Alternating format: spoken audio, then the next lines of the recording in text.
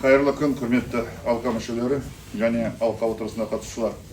Бүгін Қазақстан Республикасы Ауыл шаруашылығы министрінің алқа отырысында екі мәселе қаралатын болады.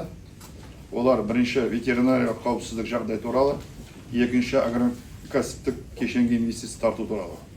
Алқа отырысында агроөнеркәсіптік кешендегі ұлттық басқарушы холдинг еншілес және тәуелді ұйымдарының басшылары, облыс әкімдерінің орынбасарлары, облыстық ауыл шаруашылығы басқармасының басшылары, ауыл шаруашылығы министрлігінің ведомстволық бағынысты ұйымдастырым басшылары қатысуда. Жалпы өңірлермен бірге алқа жұмысына 200-ден астам адам қатысуда. Алқа отырысын ашық деп жариялаймын. Бірінші мәселені талқылайық. Өткен айда өткізілген үкімет отырысында ветеринариялық және фитосанитарлық қауіпсіздікті қамтамасыз ету саласындағы жекелеген мәселелерді шешуге қатысты тапсырмалар берілген болатын. Осыны атқарылған жұмыс бойынша баяндау үшін сөз ауыл шаруашылығы вице-министрі Бердалин Аманғали Бейсенбаевына берді.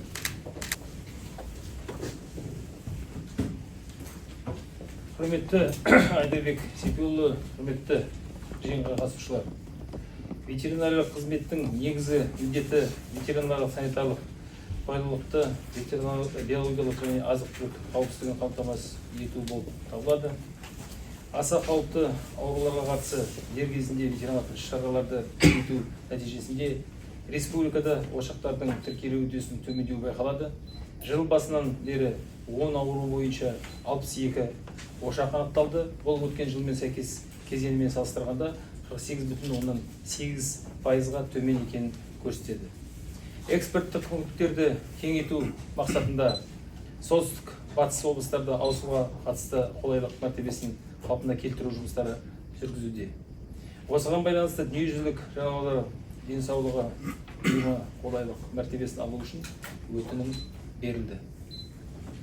ФАО, пандемиялық қор сияқты халықаралық ұйымдардың қолдауымен, сондай-ақ халықаралық сарапшыларды тарта отырып, бруцеллезбен және ұсақ күйіс қайратын малдың обасымен күресудің ұлттық стратегиясы жаңартылуда. Осы жұмыстың барысында ветеринарлық іс-шараларды жүргізу тәсілдері, диагностикалық зерттелу қайта қаралады. Босатылған қаражаттарды ауру мал иелерінің өтемақы төлеуге, үй жайларды міндетті түрде дезинфекциялауды және ауру қоздырғыштардың типтеуге бағытталатын болады. Бүгінгі таңда ұлттық ветеринарлық зертхана жалпы бюджеті 13,3 миллиард теңге құрайтын болса, оның ішінде бруцеллезге зерттеу 12,1 миллиард немесе 91% осыған жұмсалды. Трансшекаралық және зооноздық ауруларды бақылау бойынша жұмыстар жүргізілуде.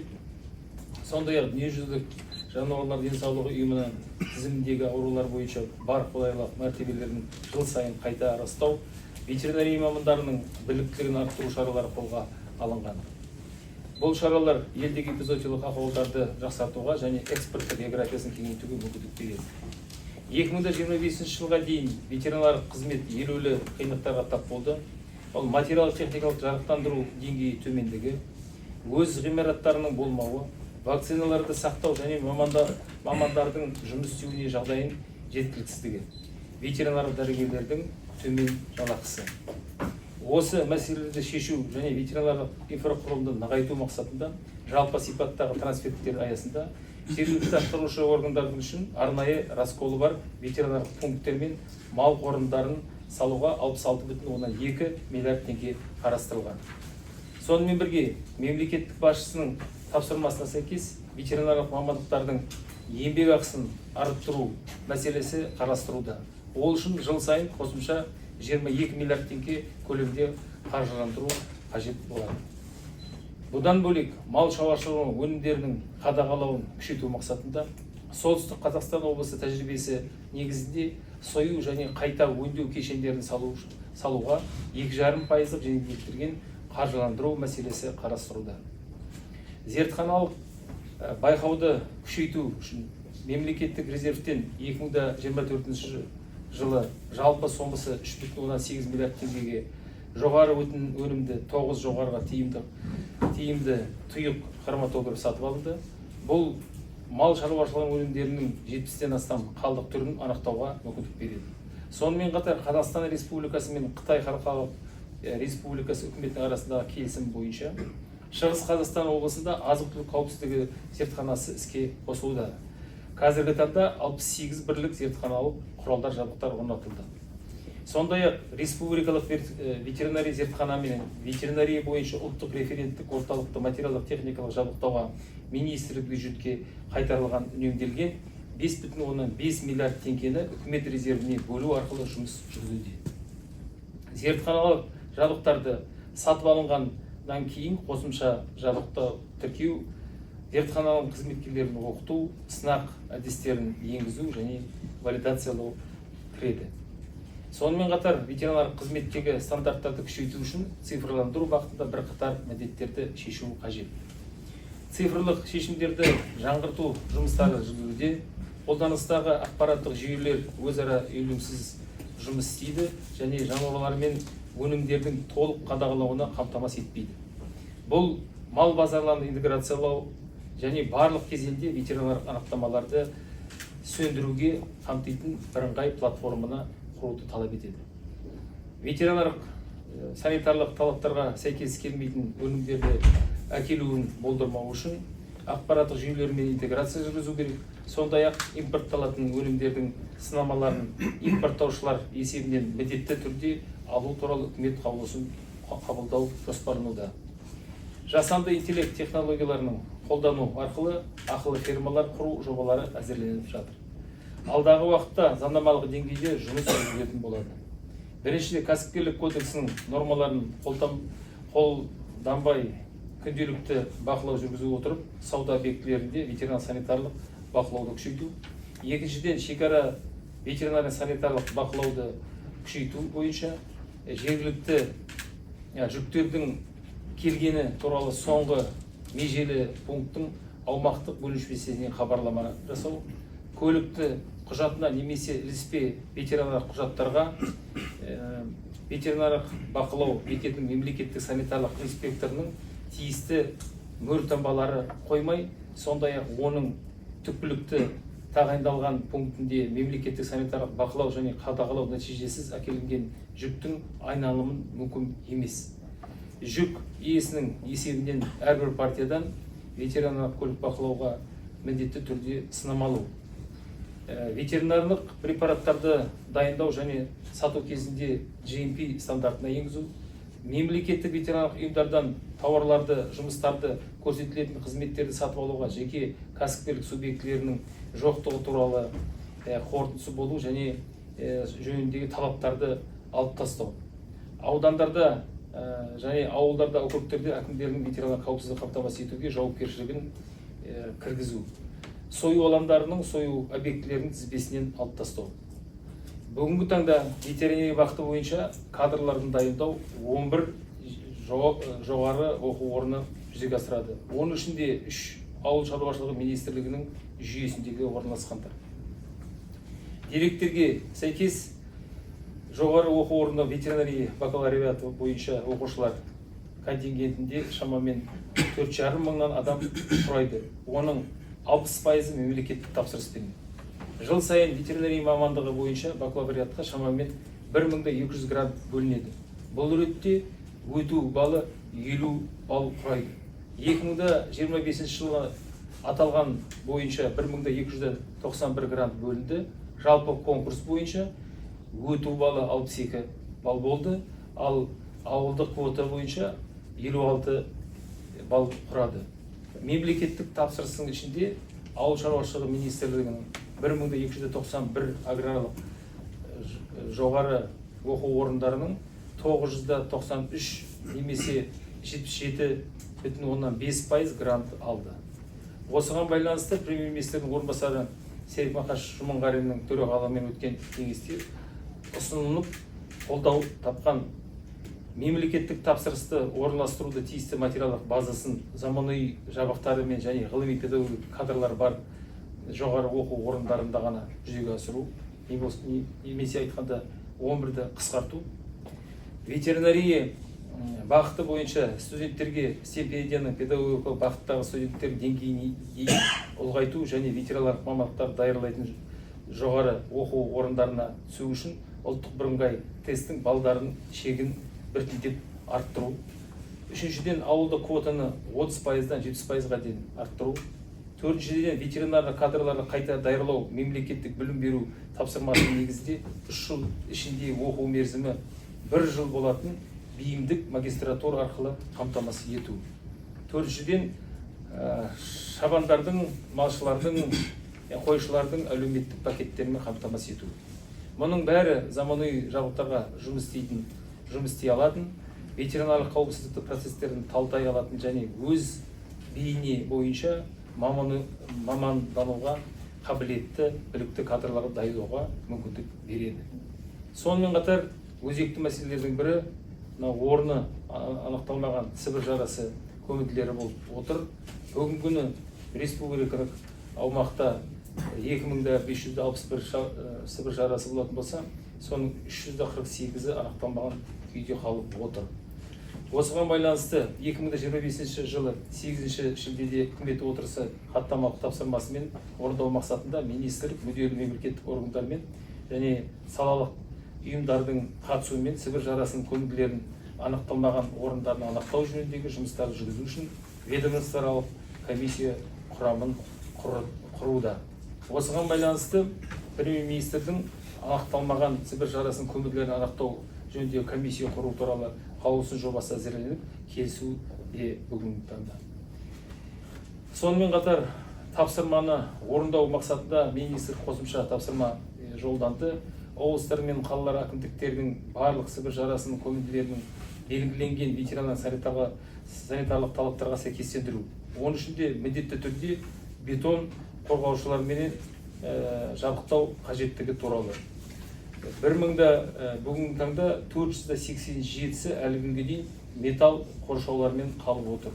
Бұл тапсырманы толық орындамаған елді мекен облыстар бар. Ол Абай облысы, Жамбыл облысы, Жетісу облысы, Алматы облысы, Қызылорда облысы, Атырау облысы да. Осыған байланысты аталған өңірлердің әкімдіктеріне барлық көмінділерді талап етілген деңгейге жеткізу бойынша жұмысты күшейтіп, бетон қорғаушылар орнатып, және көмінділердің тиісті күтімін қамтамасыз ету қажет. Құрметті Айдарбек Сепиұлы, ветеринарлық санитарлық қауіпсіздікті қамтамасыз ету, ветеринария саласындағы кадрларды арттыру және сібір жарасының көмінділерін белгіленген талаптарға сәйкестендіру жұмыстары министрліктің тұрақты бақылауында. Барлық берілген тапсырмалар министрліктің ерекше бақылауында. Назарларыңызға рахмет. Так, құрметті әріптестер, сұрақтарыңыз бар ма? Аманғали Есенбайұлы.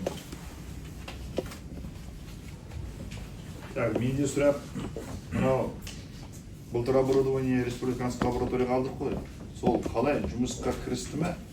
АКВО-да бәрін жасап істеп болдыңдар ма? Не болып отыр сол? 9 лаборатория болды.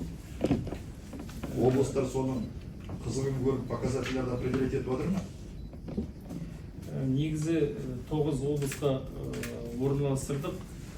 Оның біріншіден КТРМ-нен біз каждый оборудованиенің барлығын аттестациясын алдық, өттік сертификаттарын. Содан кейін бүкіл оған пайдаланатын 149 компоненттердің барлығын біздер тіркеуден өткізуіміз керек. Сосын валидация жасауымыз керек. Осы айдың соңына дейін бәрін боламыз. Соттан қазанның 1-нен бастап толық жұмыс жасауға кіріседі. Бүгінге дейін олар біздер оны Москваға барып оқыттық адамдарды, неге Латвияға барып оқыттық. Олар өзіміздің референттік центрде осы жақта оқыды. Яғни өзінің нақты бірінші қазаннан бастап жұмысына кіріседі. Директор лаборатории республиканский. Не болды, қашан бересің? Аманғали Есенбайевич айтып отыр. Солай ма? Біз зерттеулерді жасай аламыз. Қазір жасай аламыз, бірақ аккредитация.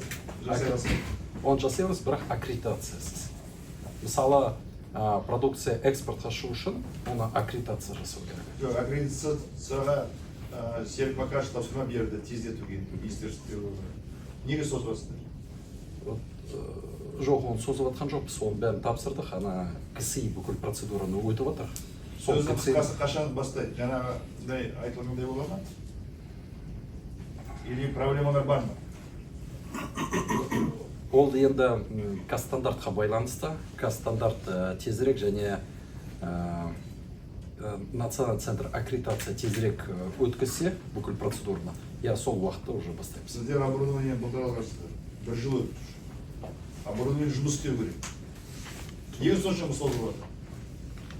Аманғали Мусимбаевич, октябрь айында жұмыс істеу керек. Алыңыздар тезірек аккредитацияны. Отырыңыз. Отырыңыз. Так, ветеринариялық бақылау және қадағалау комитеті төрағасы Қазбек Қазиханов Ташев. Аманғали, жалғастырыңыз. Не жасалып жатыр? Не істеліп жатыр? Қайырлы күн, құрметті Айдарбек Сейтбекұлы, құрметті алқа мәжілісіне қатысушылар. Ветеринария саласында бақылау жұмыстарына қысқаша баяндауға рұқсат етіңіздер.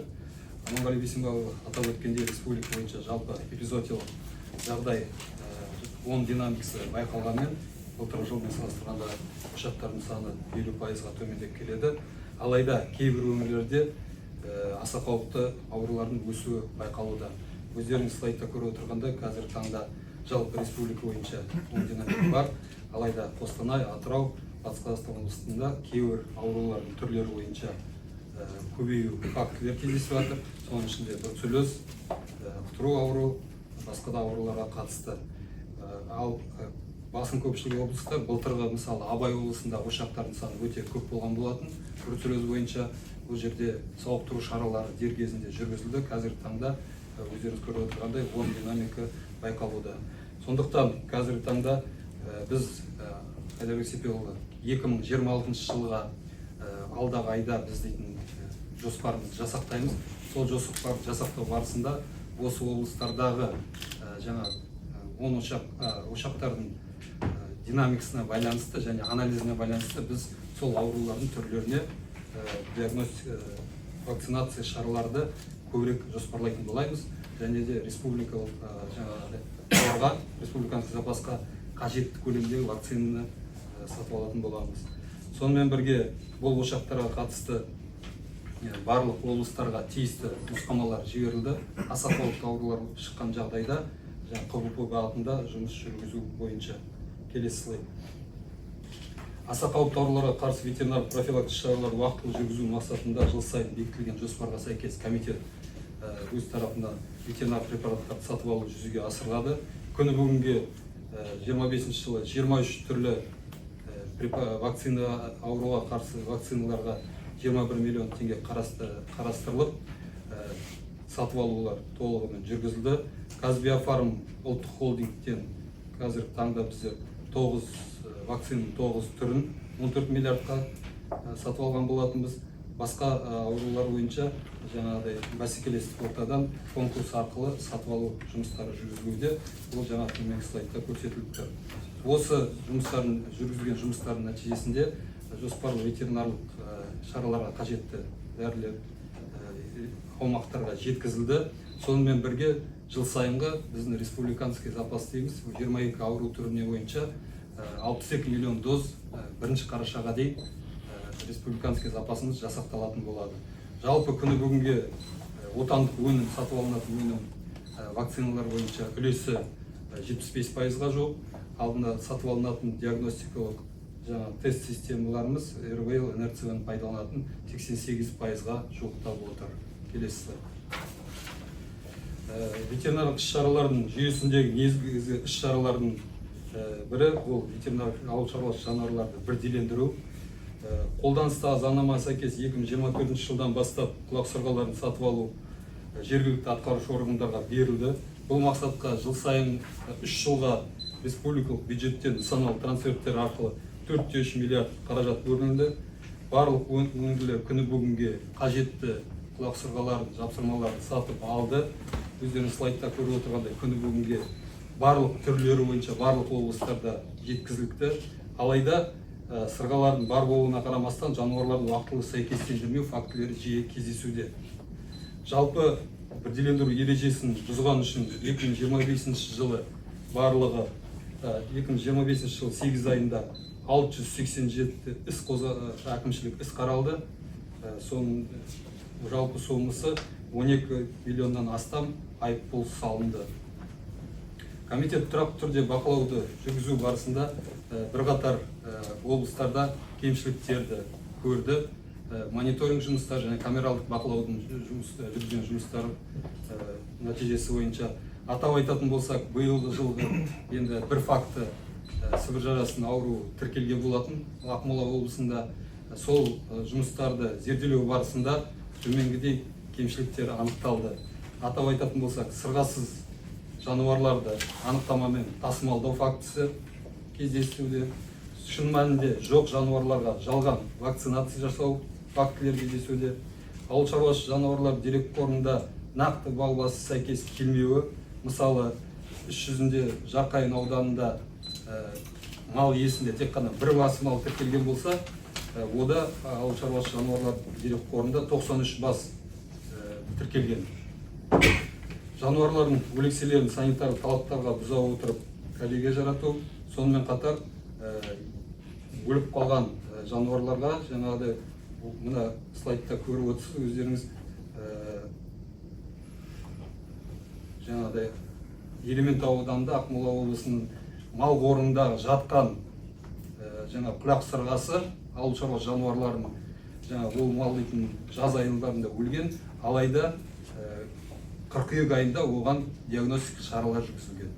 Бұл дейтін барлығы өрескел заң бұзушылық болып табылады. Сондықтан тиісті нұсқама берілді, сәйкесінше тиісті қатаң шара алынатын болады.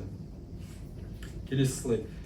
Мемлекеттік бақылауды жүзеге асыру бойынша жалпы жыл басынан бастап аумақтық бөлімшелермен 5785 әкімшілік іс қозғалды. Сол әкімшілік істер бойынша 235 миллионнан астам айыппұл салынды. Сонымен қатар жергілікті атқарушы органның ауылдық округ әкімдеріне, 7 ауылдық округ әкімдеріне жаңағыдай әкімшілік іс қозғалған болатын. Жалпы салынған нелердің бойынша салынған айыппұлдардың енді ветеринарлық бақылау бекеттерінде 24 миллионнан астамы салынды. Ал нарықта ішкі сауда объектілері 14 миллионнан астам. Сонымен қатар осы малдарды тасымалдау және жаңағыда ветеринарлық анықтамалар дұрыс толтырмау бойынша ішкі істер министрлігімен бірлесе отырып меморандум аясында мал ұрлығына қарсы 102 миллионға астам жаңа 2229 әкімшілік іс қаралған болатын. Келесі слайд.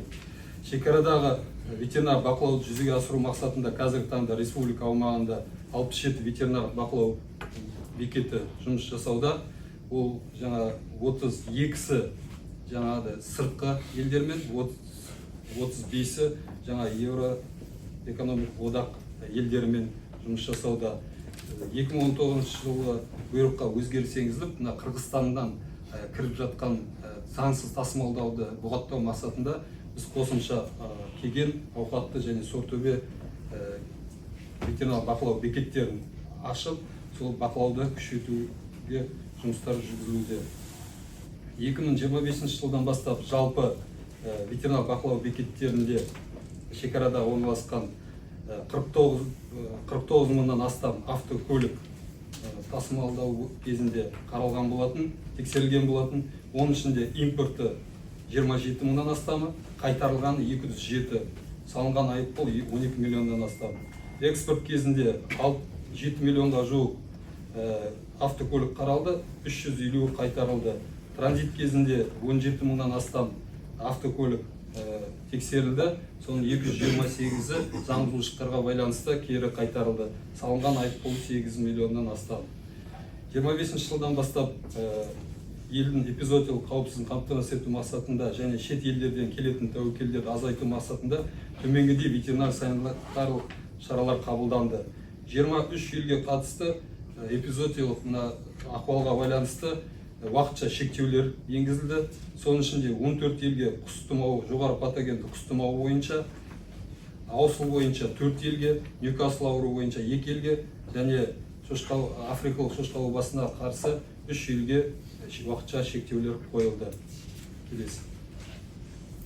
2025 жылы комитет отандық мал шаруашылығы өнімдерін және экспорт нарығын ашу бойынша ауқымды жұмыстар жүргізілді. Жүргізілген келіссөз нәтижесі бойынша 7 елдің құзырлы органдарымен 16 ветеринар сертификатқа қол қойылды. Бұл түрі жануарлар мен мал шаруашылығы өнімдерін экспорттауға мүмкіндік береді. Сонымен қатар Қытай Халық Республикасы мен сойыс малдарға тері және құс етіне хаттамаларға қол қойылды. Сонымен бірге 2025 жылы нарықта сыртқы нарықты кеңейту мақсатында 9-14 қыркүйек аралығында Қытай Халық Республикасы бас кеден басқармасының мамандар Қазақстан кәсіпорындарына инспекция жүргізілді. Ресми қорытынды алғаннан кейін құс етін Қытайға экспорты ашылады деп күтілуде. Комитет қазақстандық кәсіпорындарды Еуразия экономика елдерін және үшінші елдердің экспорттаушы тізіліміне енгізу бойынша жұмыстар жалғастыруда. 2029 жылының 9 айында 279 қазақстандық кәсіпорындар тіркелді. Оның ішінде Еуразиялық экономикалық одақ елдеріне 195, үшінші елдерге 84 кәсіпорын тіркелді. Биыл қосымша 2 түрлі жануар және 15 түрлі жануарлардан алынатын өнімдер бойынша бұл қосымша 2 түрлі жануар мен және 15 түрлі мал шаруашылығы өнімін экспорттауға мүмкіндік береді. Экспортталған тауар ауқымын кеңейту мақсатында жұмыс жалғастыруда. Қазіргі таңда 12 елмен жұмыс жүргізілуде. Атап айтатын болсақ, Жапония, Малайзия, Корея, Иордания, Пакистан, Біріккен Араб Әмірлігі, Катар, Ұлыбритания елдермен жаңағыдай жұмыстар жүргізілуде. Бұл аталған шаралардың барлығы республика аумағында эпизодиялық тұрақтылықты қамтамасыз ету және еліміздің мал шаруашылығы өнімдерін жаңа экспорттық нарықтарын ашуға бағытталған. Қысқаша баяндама аяқталды. Назарларыңызға рахмет. Құрметті әріптестер, сұрақтарыңыз бар ма? Сіз жалғыз Ақмола облысын ғана айттыңыз және слайдты көрсеттіңіз. Басқа облыстарда жағдайын неге айтпайсыз? Қай жерде кемшіліктер бар? Ана бірінші слайдты көрсеттіңіз. Жалпы Қазақстан бойынша мал ауруы төмендеп азайғанмен кейбір облыстарда көбейіп отыр. Енді сол облыстар туралы неге айтып өтпейсіздер? Дұрыстап кім сол араға шықты? Сол арада жағдай сондай көбейгеннен кейін бізде бүкіл контроль надзор біздің қолымызда. Кімді жұмыстан алдыңыздар? Кім қандай жұмыс істеді сол арада? Жергілікті жерде кім? Қай ветеринарный врач сол арада кінәлі? Неге ондай толыққа апарды? Қандай аудан әкімі барып жасап отыр? Зам әкім соларға шықты ма, шықпады ма? Бізден енді премьер-министр қатаң сұрап отыр. Сізден неге қатаң сұрамайсыздар облыста? Жергілікті жерде мұндай кемшіліктер неге көп? Не үшін біз коллегияны осыны өткіземіз? Бұл жерде Айдар Есепиұлы, енді басым көпшілік өздеріңіз көріп отырғандай слайдта құтыру ауруына қатысты бұл жерде енді жабайы етқоректілерде фактілер көбейіп кетіп жатыр. Сондықтан біз 26 жылға мына приманка есебінде тастауды, жаңағыдай вакцинацияларды, жабайы етқоректілердің санын көбейткіміз келіп отыр. Сонымен қатар өзіміз бақылау кезінде байқаймыз, жаңағыдай ветеринар дәрігерлер қазіргі мына приманкілерді өздері баратқанда жол бойына тастайды. Біз қазіргі таңда Аманғали Бейсенбайұлымен өткенде ақылдасқан болатынбыз. Қосымша мына бұрын практикада болған жеңіл авиацияны пайдаланып, мына жаңа тоғайларға, басқа да жерлерге сол приманкілерді тастап, сол құтыру ауруын осы бағыт бойынша азайтамыз деген жоспарымыз бар.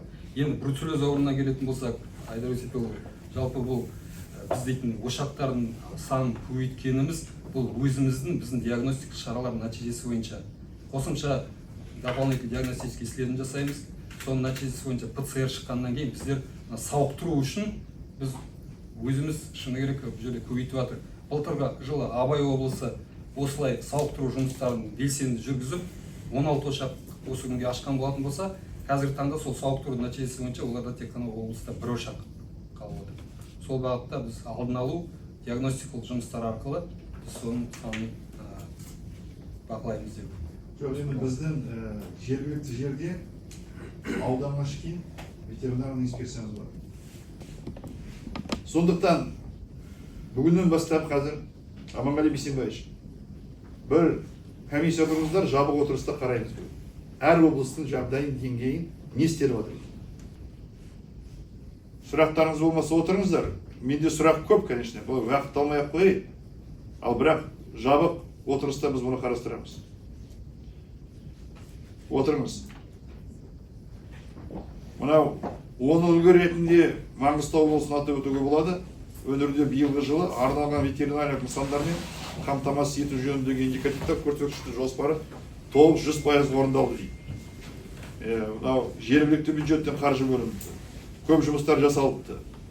Біз анау Жамбылда айтып жатырмыз, міне Маңғыстауда бірақ тоспастан біраз мәселелер шешіп тастапты. Үлгі ретінде сөзді облыс әкімінің орынбасары Ербол Қырынтайұлы сізге берейік. Айтыңыз, бәрі естісін, білсін, сосын әрмен қарай жұмысымды жалғастырайық.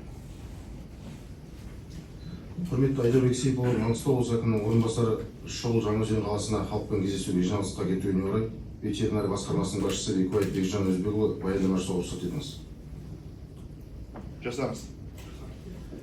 Қазіргі таңда Маңғыстау облысы өңірінде эпизоотиялық жағдай тұрақты. Соңғы жылдарда өңірде ауыл шаруашылығы жануарлары аса қауіпті тіркелген жоқ. Қазіргі уақытта облысымызда ветеринарлық есепте, яғни ауыл шаруашылығы жануарларының бірдейлендіру дерек қорында 554.390 бас ауыл шаруашылығы жануарлары тіркелген.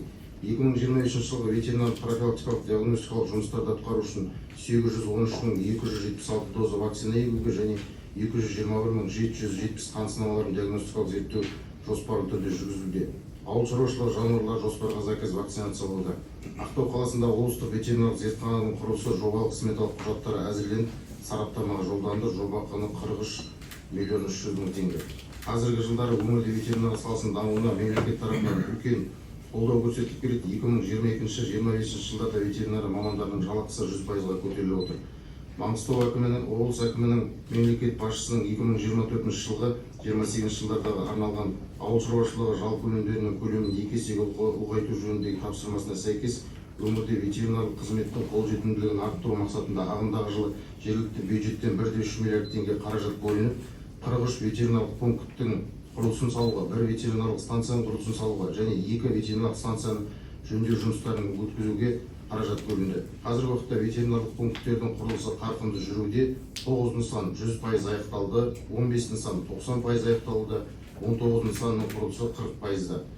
Жаңа нысандар жыл соңына дейін аяқталады деп жоспарланып отыр. Сондай-ақ бөлінген ветеринарлық ұйымдарға 1 миллиард теңге қаражатқа қызметтік автокөліктер мен құрал-жабдықтар толық қамтамасыз етілді. Атап айтқанда 53 жеңіл Нива автокөлігі, 53 тоңазытқыш, 55 компьютер, 35 принтер, сканер, 51 планшет, 46 рюкзак бүріккіш сатып алынып табысталды.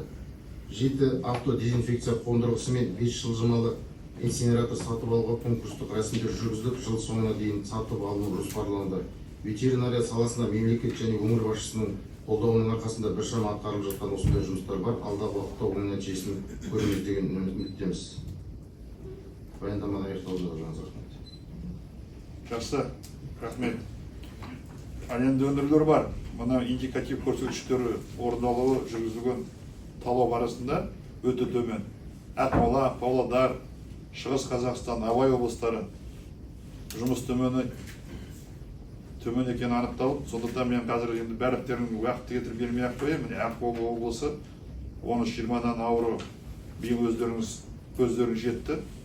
Жұмыс одан кейін де төмен жүріп жатыр. Қай күні осы көрші аудандарды барып қарап шықтық. Ветеринария саласында жергілікті ветеринария өкілдері қалай жұмыс жасап жатыр. Жаңа вакцинаның транспортировкасы, хранениесі, вакцина жоқ деп управление басшысы уақытында келмейді дейді. Вакциналар аяқтың астында жатыр, төгіліп жатыр жан жақта. Бұл қандай бұл жұмысқа? Онда жұмысты босатып кету керек қой.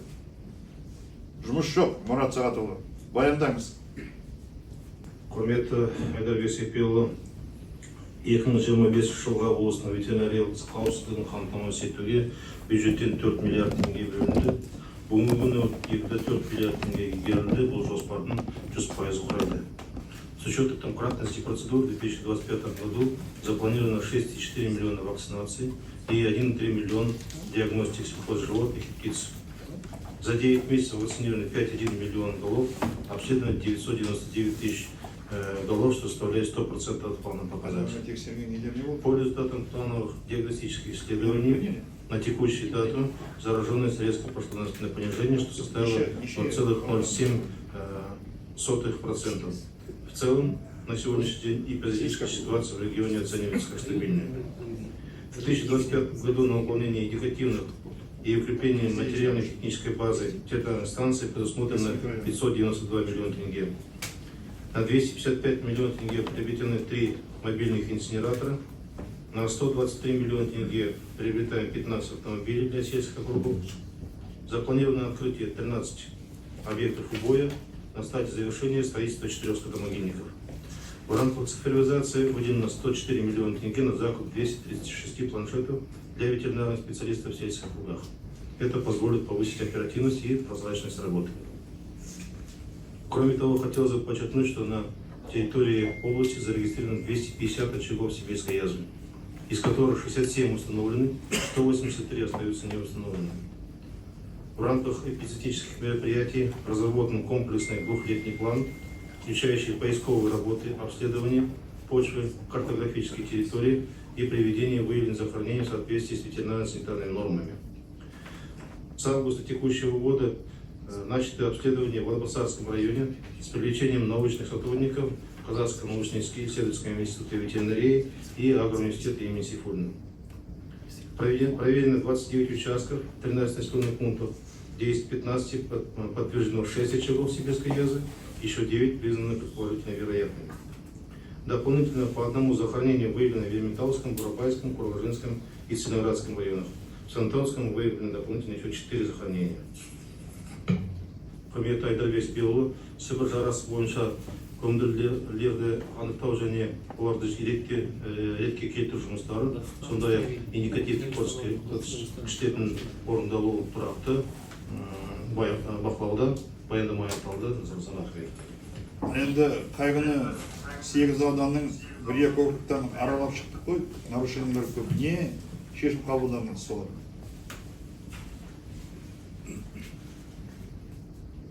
Енді қазір әр ауданда жеке комиссиялар құрылған, оның ішіне жаңағы ғылыми сотрудниктер кіріп отыр. Қазіргі жұмыстар әр ауданда жұмыстар жүргізіліп жатыр. Енді жалпы проблемалар бар, оны бөлек шешіп, жаңағы дұрыс нәтижеге жеткіземіз.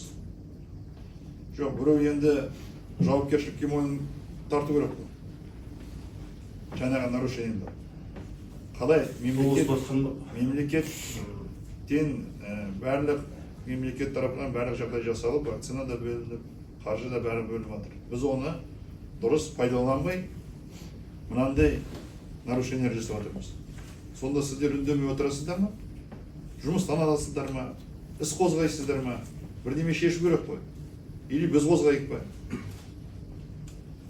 Бүгінгі таңда Айдарбек іс қозғалған, облыс басқармасының басшысы жұмыс талап неполный служебный соответствие. Және аудан әкімі бұның орынбасары куратор выговор алған, ветеринария бөлімінің басшысы жұмыстан алынған. Осындай жаңағы нәтиже болды. Бұл жерде енді жалғыз сіздің облыс емес, құрметті әріптестер, әкімнің орынбасарлары тыңдап отырсыздар ғой. Бұл енді жиналыс для галочки өткізіп жатқан жоқпыз. Жаңағы мен айтып өткен облыстардың бәрінің осындай кемшіліктер бар. Біз мынау көрші жанымызда тұрған облыстың аудандарын, Астананың жанында көрші аудандарды аралап байқап шықтық. Ал енді басқа облысқа барсақ та осындай жағдай болады шығар дейді. Сондықтан бүгіннен бастап өздеріңіз қозғалыс жасаңыздар. Өздеріңіз комиссия құрыңыздар, тексеріңіздер аудандарыңызды, округты тексеріңіздер. Неге жұмыс жүрмей жатыр? Неге осындай нарушениелер бар екен? Бүйтпесеңіздер болмайды. Ертең сосын ренжисіздер. Правительство ашқан осы шетен. Енді жұмысқа келгеннен кейін, облыс әкім орынбасарын атқарғаннан кейін жауапкершілікті мойынға алу керек. Кемшілігіміз болса түзеу керек. Кімге қарап отырмыз біз қазір? Кемшілік көп жұмыста.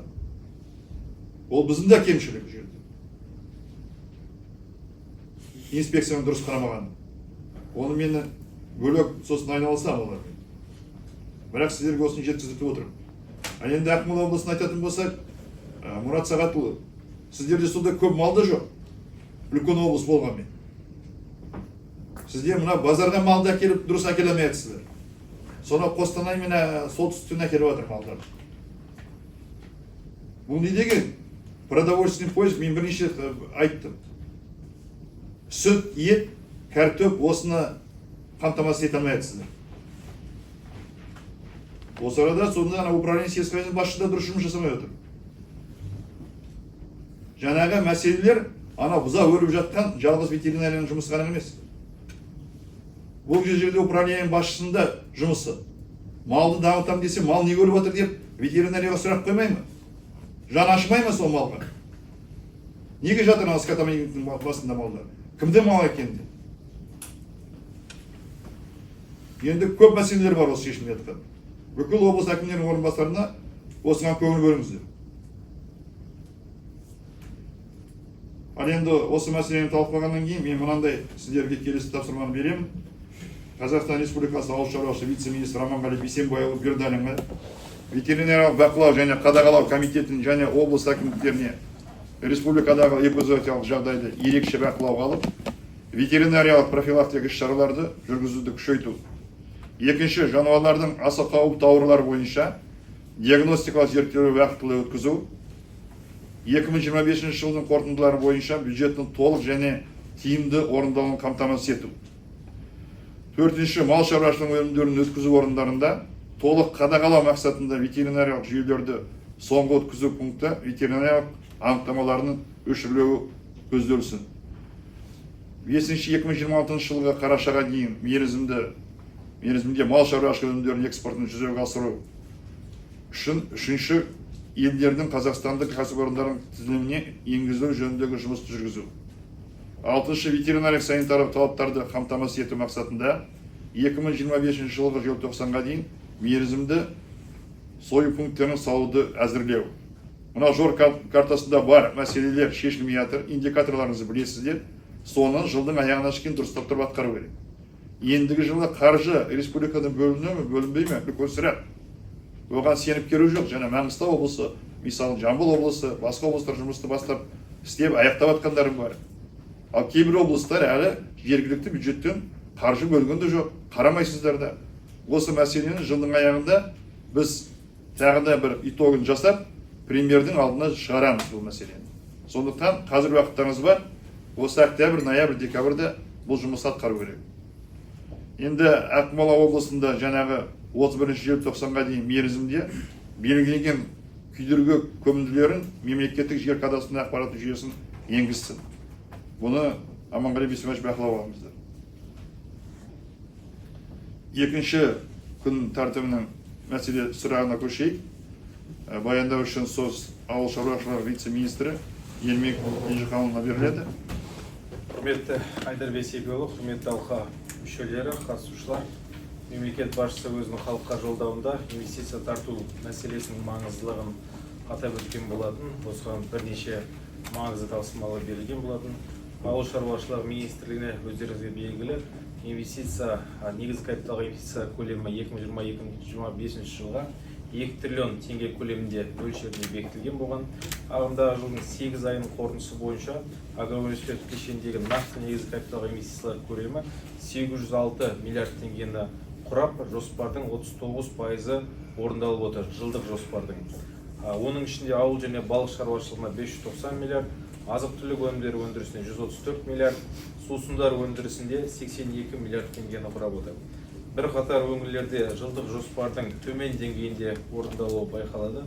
Олар Маңғыстау облысы 3%, Ұлытау облысында 8%, Атырау облысында 9%, Қызылорда 11%, Батыс Қазақстан, Жетісу, Жамбыл, Шығыс Қазақстан облыстарында 14%-ді құрап отыр. Сонымен қатар Шымкент қаласы, Солтүстік Қазақстан облысы, Ақтөбе облыстарында жалпы жоғары деңгейде көрсеткіштердің орындалуы байқалып отыр. Үкіметтің тапсырмасына сәйкес инвестиция көлемін ай сайынғы жоспарлы әзірленді. Жобалардың басым бөлігі жылдың екінші жарты жылдығында іске асырылатындығын ескере отырып, инвестиция көлемінің басым бөлігін жылдың екінші жылдығына жоспарланды. Ағымдағы жылдың 8 айының қорытындысы бойынша инвестицияның жоспарлы көрсеткіштерінің бірнеше өңірлер толық орындалған. Олар Шымкент қаласы жоспардың 146%, Солтүстік Қазақстан облысы 133%, Ақтөбе облысы 111%, Алматы қаласы 106%, Алматы облысы 105%, Павлодар облыстары 102% деңгейінде көрсеткішті орындап отыр. Алайда бір қатар өңірлерде негізгі капиталға инвестициялар орындалып 40%-дан төмен көрсеткіш көрсетіп отыр. Оның ішінде Қостанай облысы 39%, Астана 37%, Шығыс Қазақстан 26%, Жетісу 25%, Батыс Қазақстан 25%, Қызылорда 21%, Атырау 17%, Ұлытау 16% және Маңғыстау облысы 7%-бен жоспарды орындап отыр. Жылдың аяқталуына бүгінгі таңда 3 ай қалып отыр. Осыған байланысты жергілікті атқарушы органдарға бекітілген жоспарға сәйкес инвестициялық жобалардың уақытылы іске асыруын қамтамасыз ету, ауыл шаруашылығы өндірушілерінен ай сайын статистикалық есептерді толық ұсынуды қамтамасыз етуді тапсырма беруді сұраймыз.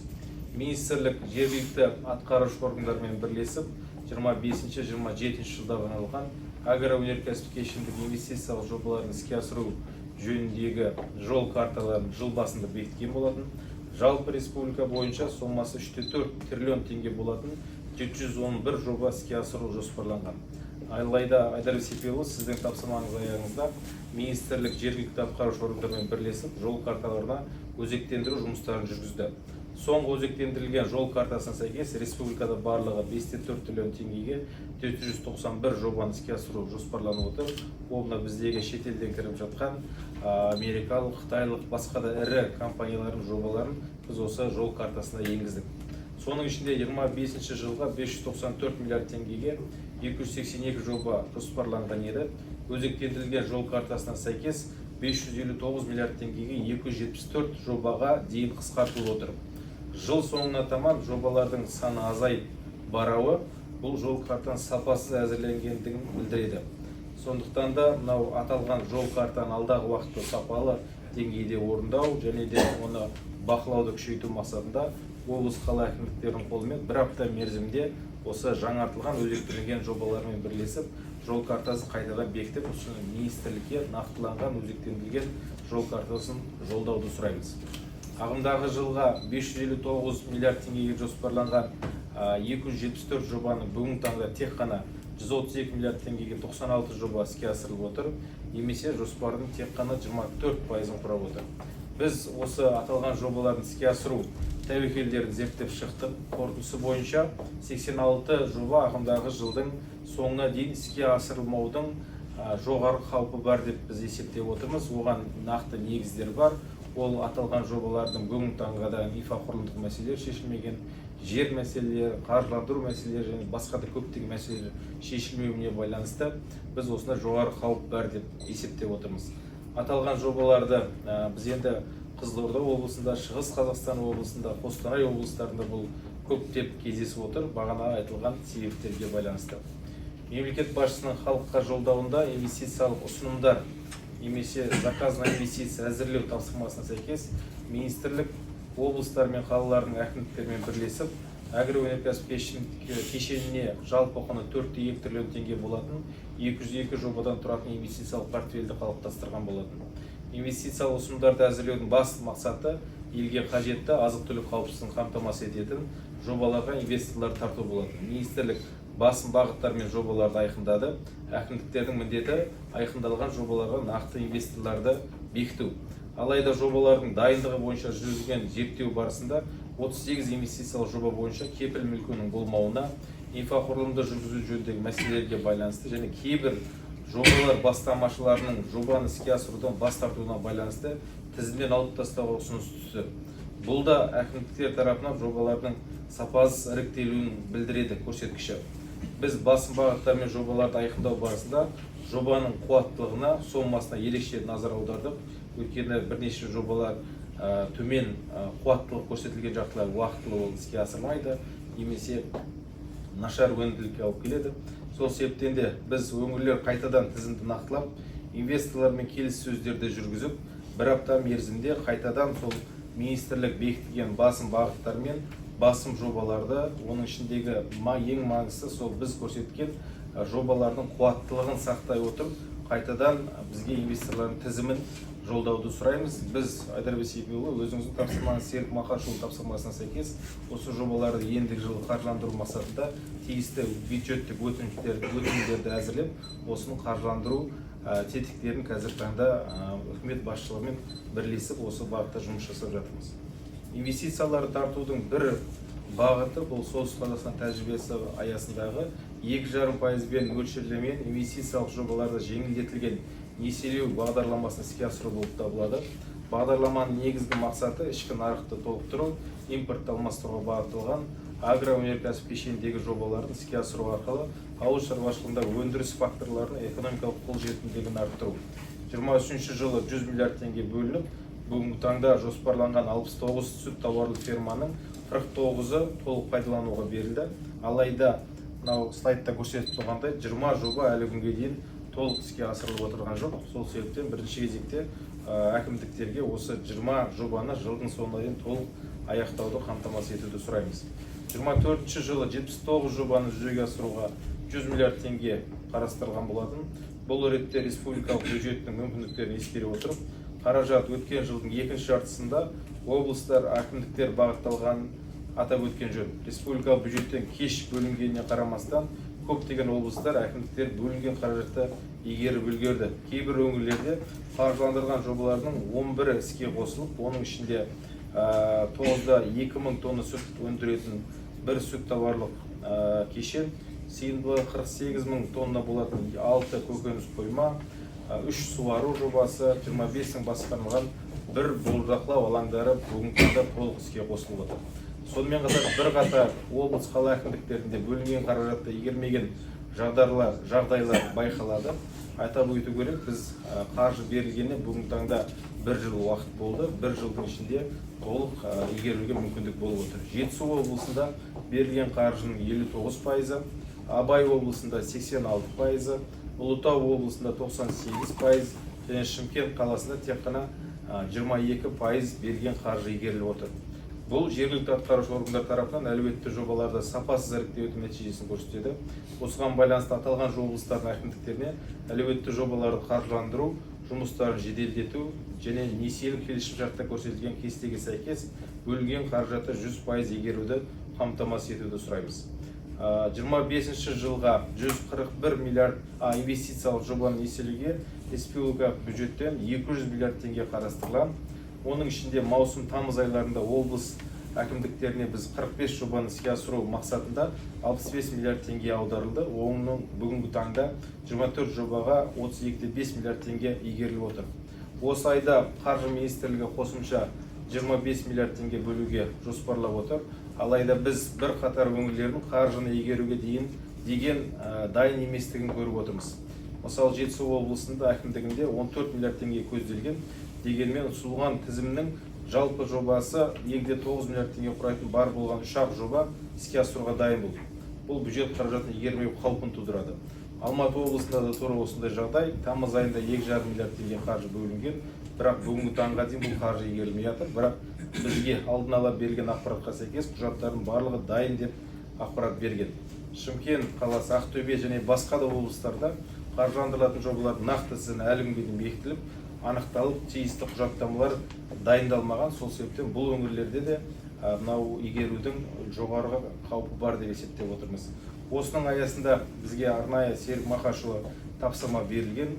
Игерілмей жатқан жобалардың дайындығы нашар облыстардың қаржы есебінен басқа облыстарға қаржыны қайта бөлуді ұсыну жөнінде тапсырма берілген. Осы бойынша Айдарбек Сейфуллаұлы біз орындау бойынша тиісті ұсыныстарды дайындап қойдық. Осы қаржыны нашар игеріп жатқан немесе жобалар дайын емес облыстардың қаржысын алып, басқа өңірлерге бөліп беру. Қазір басқа облыстарда, бірнеше облыстардан ұсыныстар түсіп жатыр.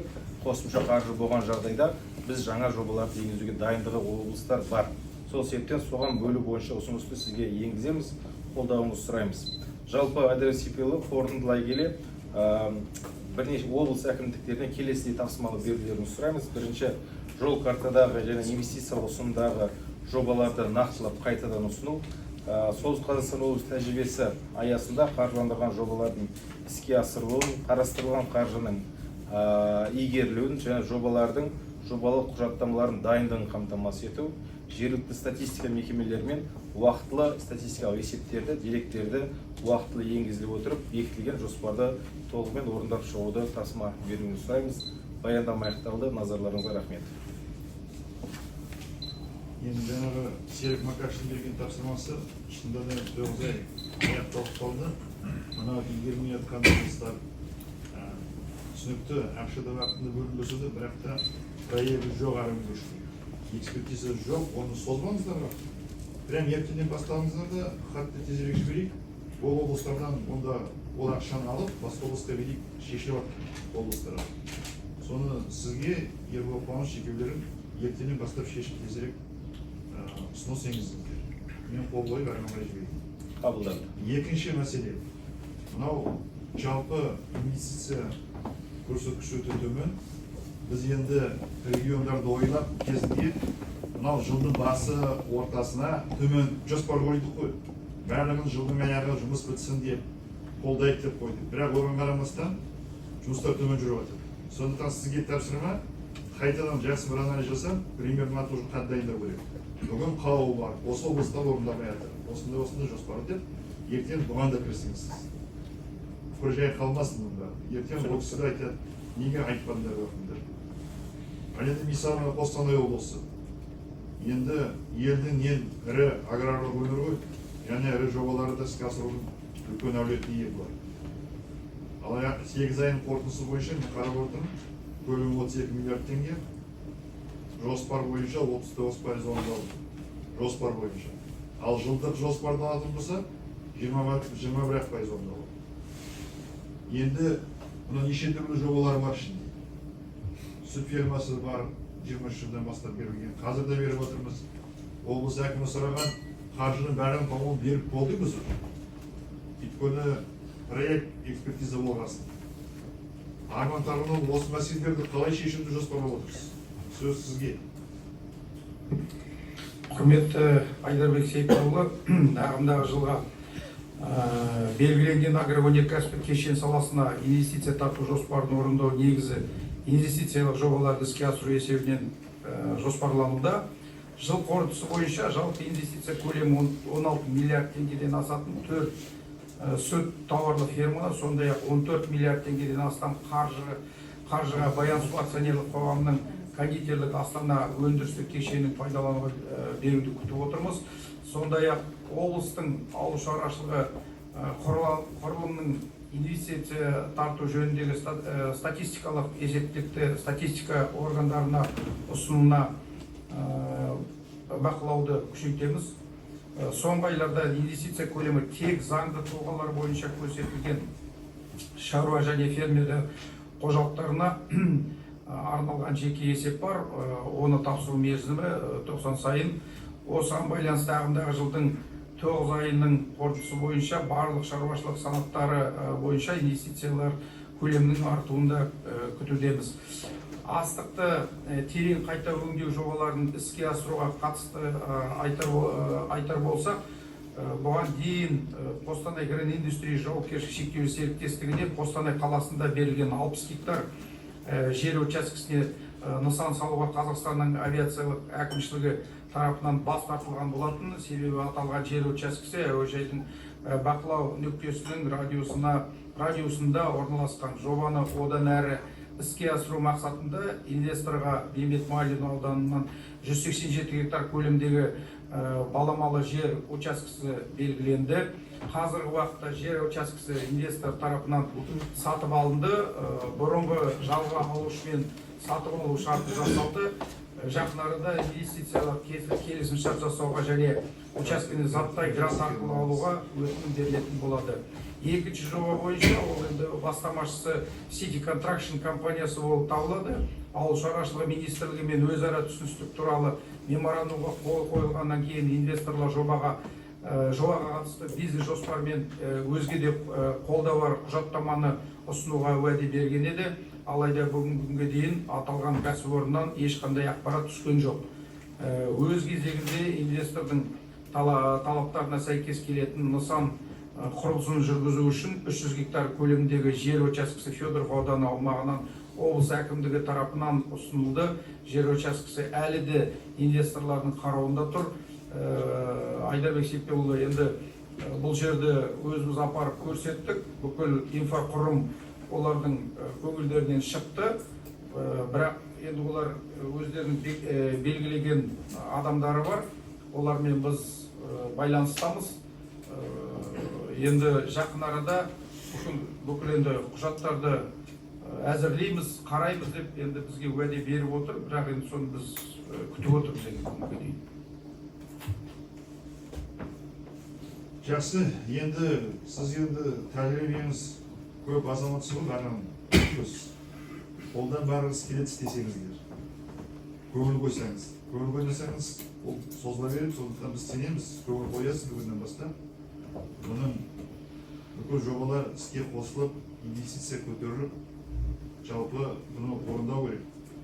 Қазір 9 айдың қорытындысымен жаңа қандайындырып болсақ, сіздер де осы жерге кіріп кетесіздер. Мына тағы да қайта айтуға тура келіп тұр Жамбыл облысы. Мақтағандай боласың, мен ол жерде Тамабекті мақтаған келіп келу жоқ. Жалпы мына Фукен компаниясы. Бір рет келді, бұлар жарысып алды, артынан қалмады әкім екеуі. Ақырында кіргізді, кеше мен барып көрдім, целый қала салып отыр еді. Үлкен болды. Анау соглашение инвестицияны тоспай бастады. Ал екінші жоба көзіміз жеткен, кешеге 30 жылда салынған завод, бір завод қант салынған жоқ. Ал уже келіп, бастап кетті кеше, өздеріңіз көрдіңіздер. Әлі соглашениеда қол қойылған жоқ, субсидия келу жоқ деп айтып отырлар. Ал енді бұл бәрі мен ойлаймын, жергілікті жерде жағдай жасап, арттарынан жүріп, бүкіл жұмысты қолдасаңыздар, олар жұмыс істейтін үлкен компаниялар бар. Осы үлгі бәріктеріңізге. Ал енді Жетісу облысында да осындай жағдай. 8 айдың қорытындысы бойынша 15 миллиард теңге құрап, 8 айдың жоспары 25% орындалды, ал жылдық жоспары 14% орындалды. Енді бұл жерде де опытный замакин ғой, жұмыс жүрмей жатыр. Ол кісі сұранып кетіп келді, Мармен Қапашевич, да? Баяндар. Құрметті Айдарбек Сейітұлы, биыл агрокәсіптік кешен саласының негізгі капиталына тартылған инвестиция көлемі 168 миллиард теңгеге жоспарланып, қаңтар-тамыз айларында 15 миллиард теңге. Оның ішінде ауыл шаруашылығына 13,4 миллиард, тамақ өндірісіне 1,6 миллиард теңге тартылды. Ауыл шаруашылық техникасын сатып алу бойынша енді алдағы уақытта жыл соңына дейін 3,8 миллиард, жалпы алты 9 миллиард теңгені құрайтын 7 инвестициялық жоба және мал төлдерін егінге тағынға аудару бойынша 8,7 миллиард теңгеге инвестиция қосылады.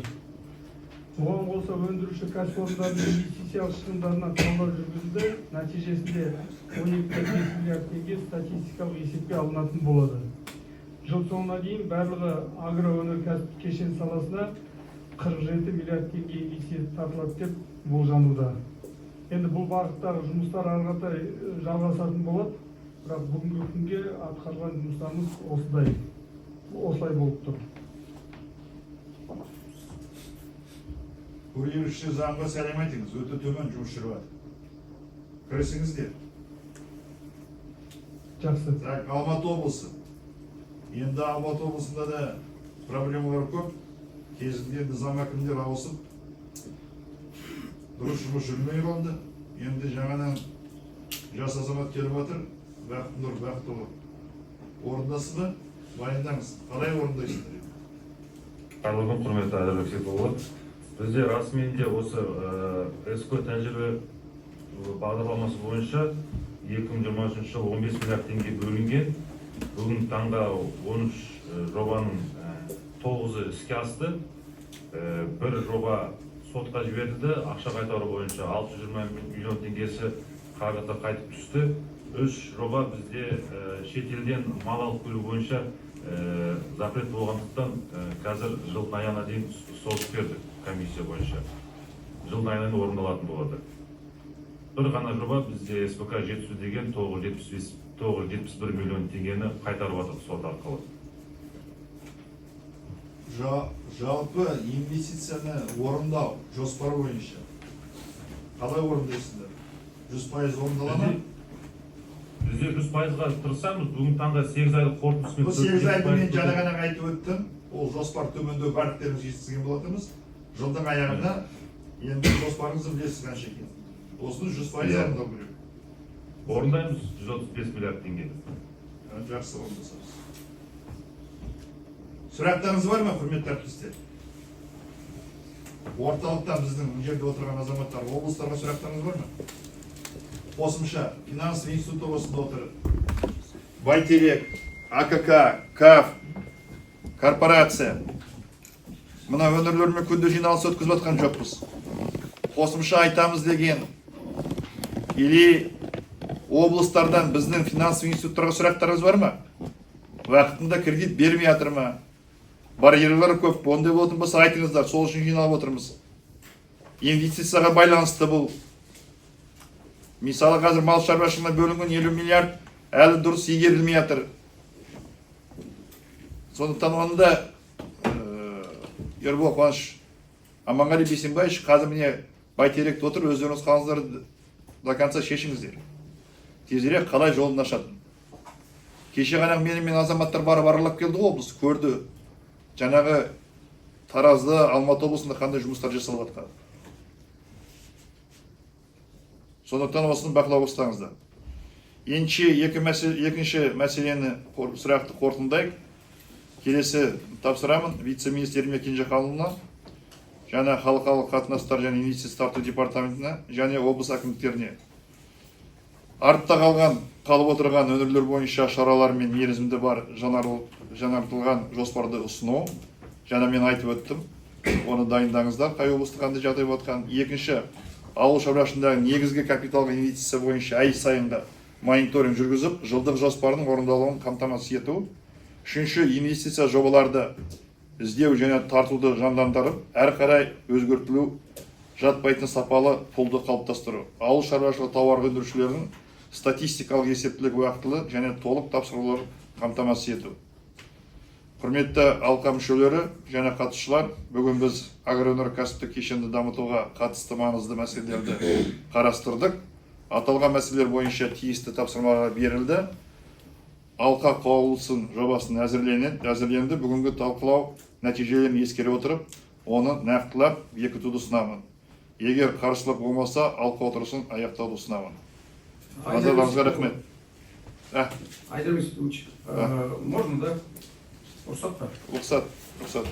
Айдар Васильевич, сейчас вот вы же сказали, что пересмотреть там, ну, просто хотел сказать, что у нас на сегодняшний день 15 проектов полностью готовы, с экспертизой, там, ПСД, все, полностью вся документация готова, если поддержите.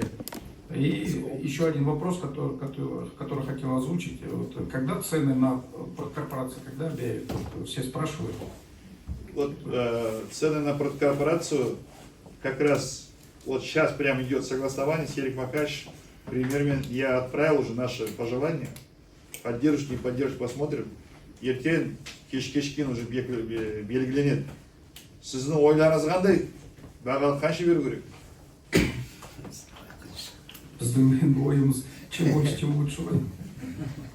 Қалай болып жатыр жалпы нарықта? Үшінші класс. Жалпы баға түсіп жатыр. Я думаю, не думаю, я уверен, это сговор трейдеров, это однозначно. Потому что цены сильно упали.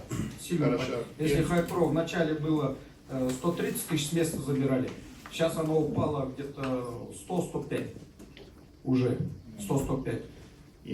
Тройка там, рядовая тройка была, допустим, 110, вот так вот было. Сейчас уже до 85, до 80 даже упало. Четвертый класс упал до 75.